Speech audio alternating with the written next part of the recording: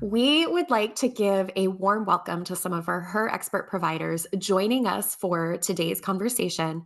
You can learn more about each of the experts featured in this episode, as well as many other vetted professionals through our free provider directory available on our website. You'll find the link in the show notes today. Today's episode is part of our Expert Roundtable series, where we bring together professionals from a variety of fields to discuss the topics that matter most to moms. We host 4 of these roundtables each year, and this is the second in our 2025 series. These conversations are a cornerstone of our work within Her Health Collective, offering diverse perspectives and encouraging collaboration across disciplines. Our goal is to support moms through more connected, well rounded care and to give our experts a chance to learn from one another in the process. In today's roundtable, we are discussing a topic I know many of our moms are very passionate about: navigating the digital age and raising resilient kids. We will be digging into everything from screen time and body image to digital boundaries and mental health. Before we begin, we're going to let each of our experts introduce themselves and share their area of focus. Let's go ahead and get started. I'm just going to go in order that I see everybody. Marianne. Thank you. I am Marianne Brenneman. I am the owner of Mindful Health and Harmony based in Northwest Raleigh. I have a graduate certificate from NC State in family life education and coaching. I'm a teen wisdom certified coach and a family life coaching association certified expert. I work with tweens, teens, young adults, and parents, especially during key transition stages like elementary to middle, middle to high school to college. I'm a strengths-based coach, and I'm big on teaching life skills and competence, which helps with their confidence and communication skills. So that's what I love to do. Thank you so much, Marianne. We're excited to have you here. Stephanie. Hi, I'm Stephanie Gordon. I am an eating disorder recovery coach with a master's in social work, concentration, and mental health. As an eating disorder coach, I work with people who have a diagnosis of an eating disorder. Often they're stepping down from inpatient residential, but I also work with people who don't always have a diagnosis. They often have a poor relationship with food, body image, things of that nature. We do weekly one-on-one sessions, very goal-oriented. And we focus on here and now, and they're welcome to text me anytime in between sessions for support. Thank you so much, Stephanie. We're excited to have your perspective today. And next we have Anastasia. I am Anastasia, and I am a family coach as well as a licensed counselor and a former educator and a mom. I have over 20 years experience in education and counseling. I've worked with hundreds of families, and my biggest thing is helping to bring calm and connection into homes. I blend the mental health and then the coaching together and hope that that helps bring that calm into the families. I specialize with helping women shift and learning how to get rid of that chaos. Thank you. It's so good to have your voice with us today, Anastasia. Next up, we have Erin. Hi, everyone. My name is Erin Jones. I am a licensed counselor. I specialize in obsessive compulsive disorder and related diagnoses like anxiety. I work a lot with kids, teens, and adults, and have lived experience myself. I'm also a mom, and I really enjoy educating and advocating for the OCD community and helping whether kids, teens, or adults, help them in giving OCD less power in their lives. Happy to be here. Thank you, Erin. It's always a pleasure to have you with us. And last but certainly not least, Irene. I'm Irene Googe with Loving Lessons Sleep Solutions, where I'm trained as a sleep coach and postpartum doula. And I help anxious parents that are overwhelmed in the newborn to preschool season go from exhausted and uncertain to rested and confident when we pinpoint the root cause of what's really happening with those sleep struggles. And we create a personalized sleep plan that is building trust and respect through flexible routines. And I'm really excited to be here. Thank you, Irene. I always love hearing what you have to say. It's no surprise that with the release of books such as The Anxious Generation or various different research results, that the data is heading in a negative direction when it comes to the use of screens with our kids. So in an effort to shift the negative direction that the data is heading, one suggestion is to help families cultivate intentional and mindful relationships with technology through modeling and connection, which is something that Marianne and Irene had touched on very briefly in our first question. Anastasia, I'm going to turn to you right now. You emphasize with your clients connection over control. What does that look like in real life? Yeah, for sure. I think, and listening to what everybody's saying, I agree. And some of the same words are coming up for me, like the curiosity part and the why and all that. And I'm going to get into that.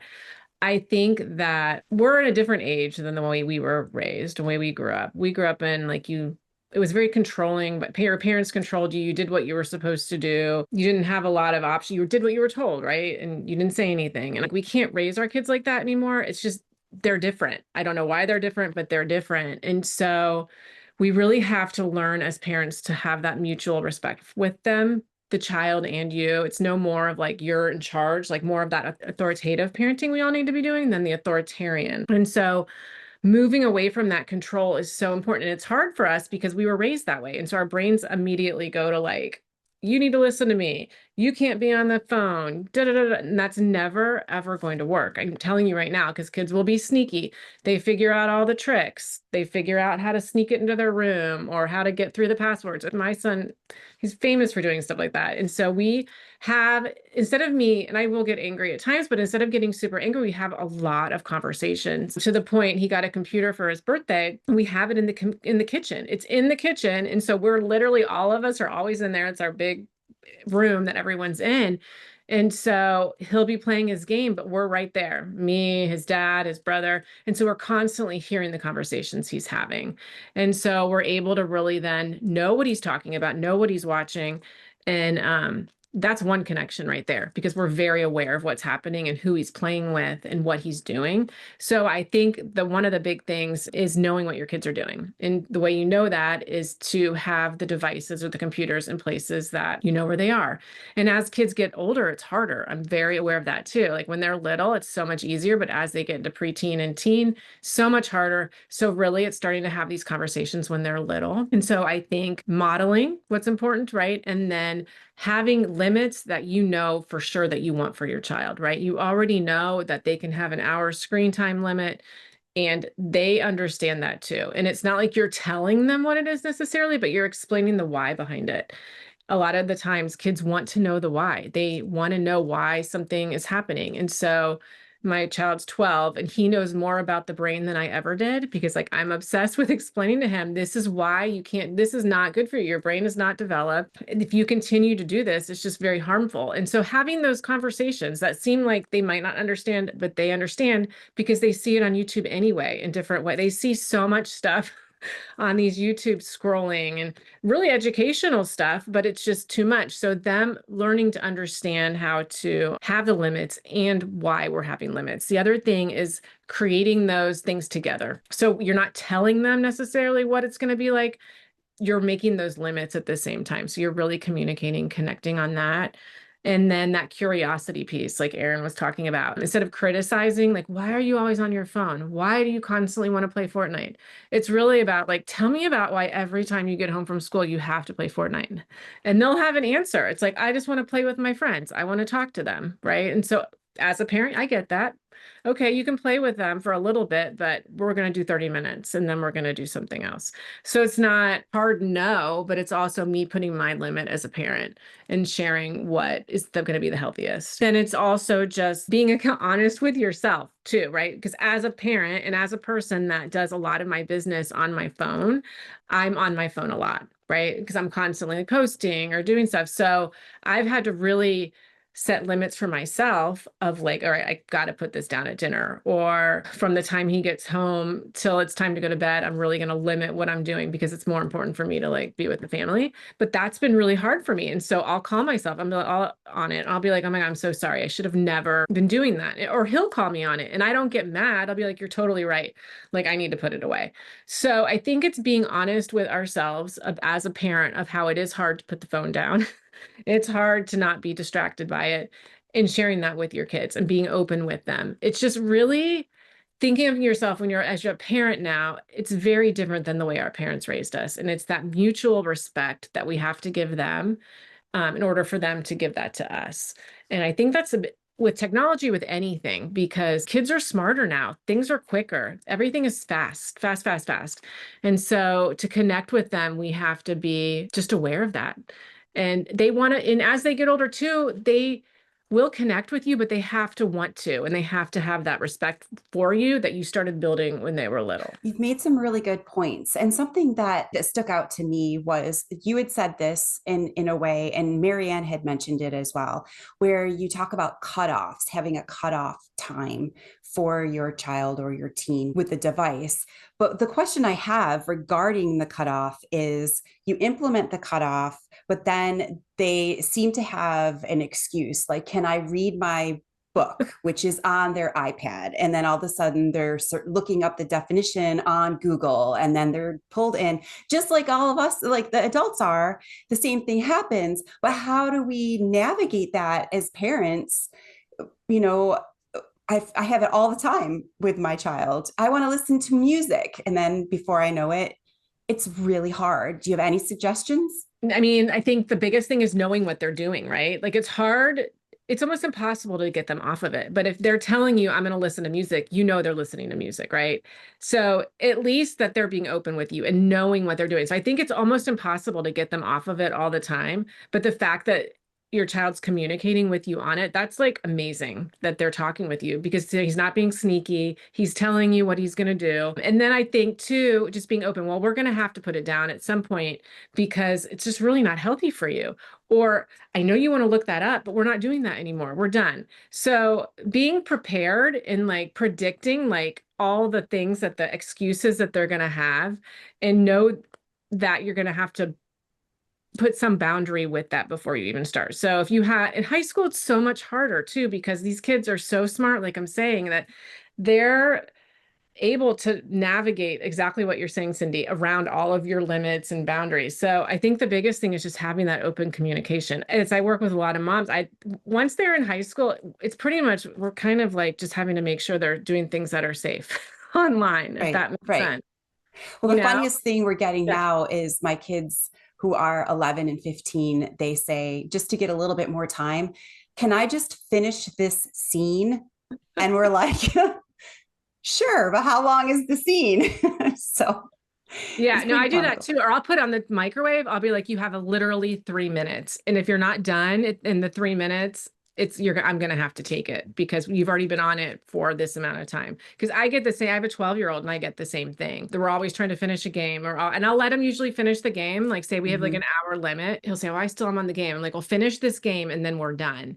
But that can also keep going. So I think my biggest thing with all of this, once they get to be about 12 and older, is just making sure they're doing safe things and that they're talking to you about all the different things that they're doing, and trying to get buy-in of why it should be turned off or why we need to move on to do something else. That's great feedback. Thank you. Erin, I'd like to pull you in on this discussion. What advice do you have for parents helping their teens recognize the difference between functional and compulsive digital behaviors?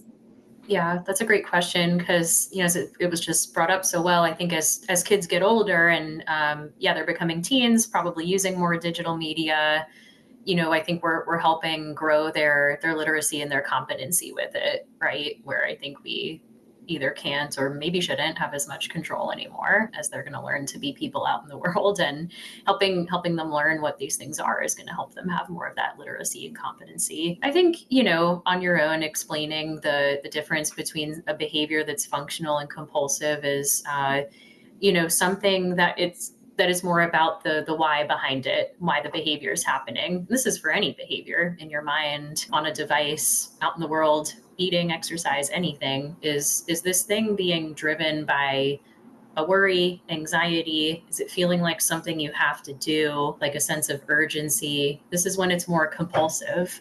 And sometimes it's something that you just flat out have to repeat. Like it doesn't quite feel like enough, doesn't feel just right. My example earlier of like repeatedly texting and asking people if they're mad at you, even when they've clearly said, no, we're not, or continuing to look things up, it's kind of like, right, I have to keep going.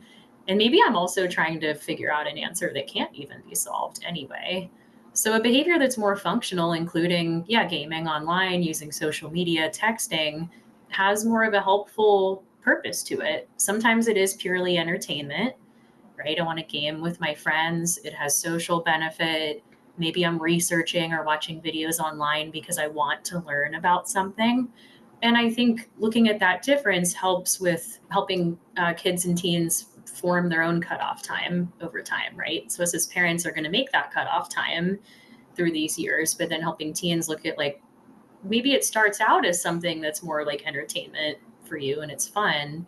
Where do you feel like it kind of starts to turn into that, like, mindless scrolling? Or when does it feel like you just have to keep looking? Like, again, what does that feel like for you? So I think those would be ways I would explain the differences to kids and teens, but then also asking questions to help them figure out, what those functions are like for them and where that shift can happen. Okay, and I'm assuming that by asking those questions, helping to educate them, like you had just said, is going to help them build awareness around the mindless scrolling or the algorithm driven content loops. Is there anything that you wanted to add in that regard? I think that, I would also add that, similar thing, right? So, like, talking about mindless scrolling, I know it's been brought up in this discussion, but you can use your own example. Like, what does it feel like when you're just, like, looking at TikTok for fun? And when does it become more mindless?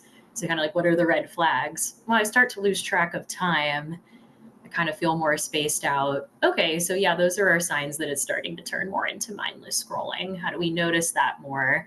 Can work together. I think, as it was just brought up too, we can, that's kind of why we have these time cutoffs. It's not to be a punishment, it's to help us notice when our brain is going there. I feel that algorithm, I know, has been discussed a lot, but we just explaining how it works, right? Showing examples. We even use the algorithm to talk about how anxiety works a lot as a metaphor, because if you keep giving your worries unhelpful attention, your brain is also going to keep feeding you more worries, just as algorithms do. So I think, having those conversations can be super helpful and just helping kids understand. And if you're ever having a hard time with it, you can always enlist help from a therapist. Speaking of the worries and going down sort of a rabbit hole, I do feel it's important to just interject here and say, I know, reading a lot about this topic myself, that I can find myself feeling guilt and going down a shame spiral because I have handed my child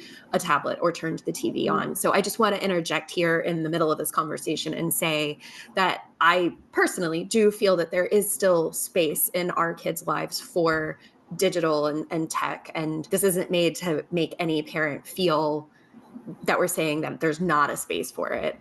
We just want to be aware of the pitfalls that are surrounding it, but it is a fact of life now. And I think that it's important to be aware of that and find ways that we can safely navigate it with our kids. So in that sense, it's another way to encourage the growth of resilient kids, to create frameworks and have conversations with them around tech use that will promote safety, autonomy, discernment. Parents need to learn how to set effective digital rules in their home while helping kids build the critical thinking skills to make healthy, independent choices online. Marianne, I would love to hear from you. I know we've already talked about this a little bit, but what are some simple, effective rules you've seen work well around device use at home? Yeah, so we talked about that already, but then I remembered one thing I wanted to add on to that. I'm not a big fan of parents threatening to take the phone away as punishment. Like, keep doing that and I'll take the phone away. You're not going to take the phone away, and the kids know that. And that's, so I always say to parents, if you're going to threaten to take the phone away, you actually have to take the phone away. And then what? Then what's your plan? So I'm not a big fan of that. I like consistent rules around device use. And what I mean by that is, when you give a child a phone, you can say to them, I am giving you this phone. This is not your phone. This is my phone that I pay for, that I'm letting you use. Generously letting you use. The key thing for you to be able to keep this phone is to use it responsibly. And now we're going to have a conversation about what that looks like. This is what I think responsibility looks like. Again, this is why several of the other experts have mentioned, kids want to know why, and they deserve to know why. This is why I'm setting these rules. I will let you use this phone until I find that you have violated the rules, and then I may take it back. And I think if you are consistent with how you present the device and what your expectations are, that goes along with the authoritative parenting versus authoritarian parenting, saying, do this wrong and I'll take it away from you. Authoritative is, warm and connected and tells them, I'm letting you have this. I want you to have this. Let's talk about how you're going to use it. So that's one thing that I wanted to say. The other, and I'm not answering your question yet, and I know that. The other thing I wanted to say is that some parents have come to me and said, I didn't put rules in place. I didn't know what it would do to their developing brain, and now we're screwed. Like, we don't know what to do now. We can't just take it back. And how we've worked that out is you can always go to a teen or a tween and say, I didn't know when I gave you this phone what it would do to your brain. This is on me. I'm not punishing you by taking it away. This is me having made a mistake with not putting rules in place, and I'm sorry about that. But because it's my job to protect you and it's my job to keep you safe, these are the rules we're now going to implement, and here's why.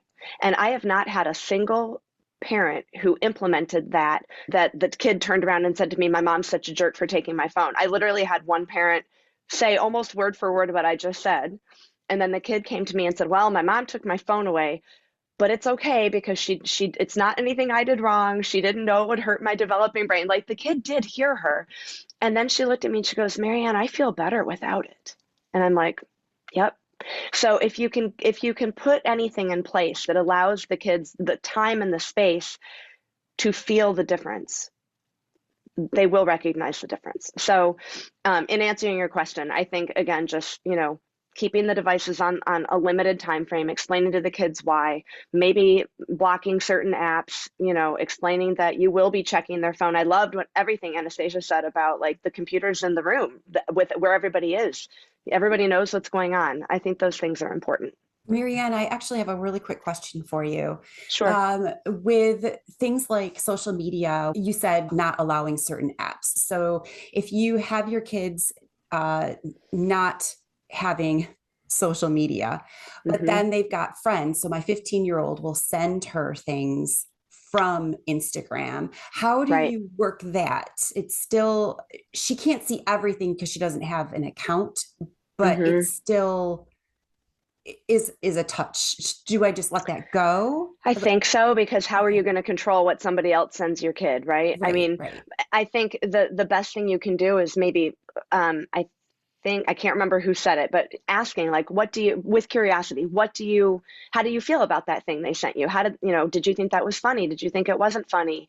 What was interesting about it? Leading with curiosity and open-ended questions will really be the best way to do it. But if somebody, like, I don't have TikTok and people send me links to TikTok stuff all the time, and I can see that particular TikTok, but, and do I look at it when they send it? Sure.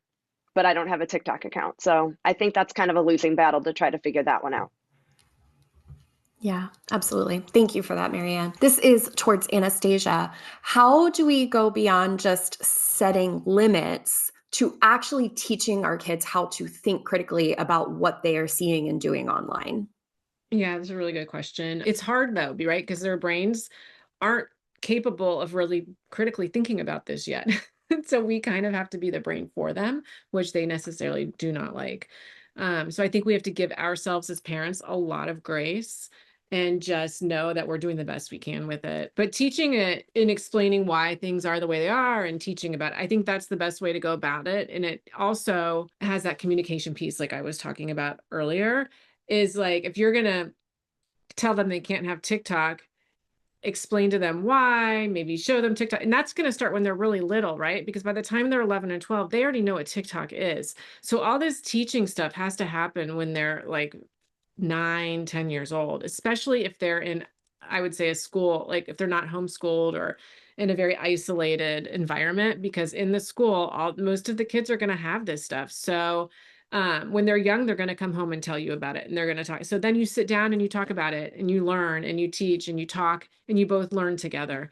I think that is really helpful for parents. The biggest thing I've learned in this whole thing, because I'm learning just like you guys are, because it's so new. No one else has really ever had to do this before. And in working with the moms I work with, is the younger that we start just having this open communication about the iPad and about the apps and being excited about the ABC app, right? If you let your kids have it when they're 3 and 4, they will continue to talk about it with you the whole time and teach you stuff. And that's the other thing is the teaching goes both ways, like that mutual respect.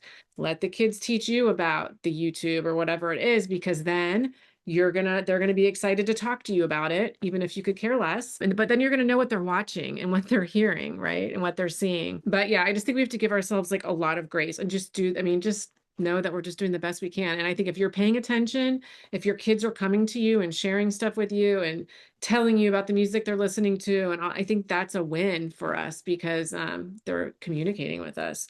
And I was thinking too, you were talking to Aaron earlier about like knowing when it's time to end. And when one of the things that I've talked a lot with parents, actually adults and kids, is just knowing your mind body connection. And so a big question that I ask parents or we talk about is like, what is your body feeling like?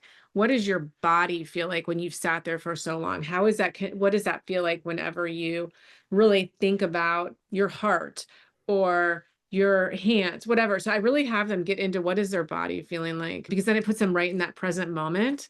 So that mind body connection. And if you can figure out a way to like bring that into a conversation with your kids can be really helpful. Even doing like a body scan or something. If you know, I mean, just they might not even know what their body feels like when they've sat there for like an hour watching TikTok or whatever videos. That would be an effective way to perhaps teach them to recognize when content is harmful, manipulative, fueling unhealthy comparisons that we were talking about earlier, to scan your body, see how it feels. Do you have any other ways that parents can help kids sort of navigate that and teach them how to recognize this kind of content? Yeah, and you're a teenage girl and you're looking at, if you don't like the way it feels, if you not all of a sudden notice you're getting all this anxiety, unfollow that. And not unfriend, some like on Facebook you can unfollow, so stop looking at it. Like don't look at it anymore if you don't like the way it makes you feel. It's not like you have to stop being friends with the person, but if you don't like the way something makes you feel, stop looking at it. And that's hard to do if you want to know what everybody else is doing. But if you don't like it, and it's really getting to that place within yourself to being like, you know what, I really don't like it, I'm going to stop looking at it. So if you can, those conversations to have with your children are really important also. I mean, I've had similar conversations with my son about this kind of stuff. So it's like really getting in touch with what it feels like when you see things that make you feel unhappy or sick or disgusted or scared, even scared. Like he saw some of those jump scare videos. So now he's like, I don't watch them at all because I don't like the way it makes me feel. I'm like, great, that's great. Don't watch them then, because that is not fun for your body. So really helping your kids see that it's okay to unfollow or you can watch other stuff, but if you don't like that, just don't watch those things.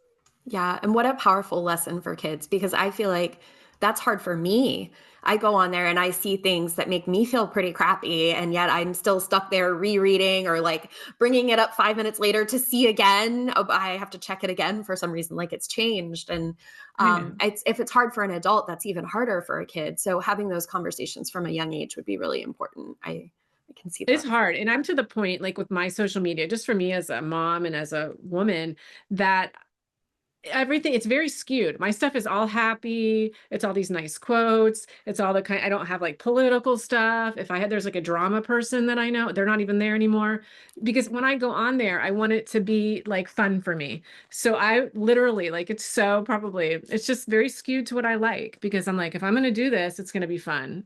Facebook and Instagram know when I get on at 4 a.m. because I can't sleep that it can send me all the ads and I'm probably going to buy something. Like it has learned, like she is a prime target at 4 a.m., man. Yeah. It's smart. It knows. So yeah, if you set that algorithm in the way to show you all the good feel good stuff, it can Yeah. be positive in that way. Erin, when should families consider getting professional support for digital overuse, anxiety, compulsive behaviors related to tech?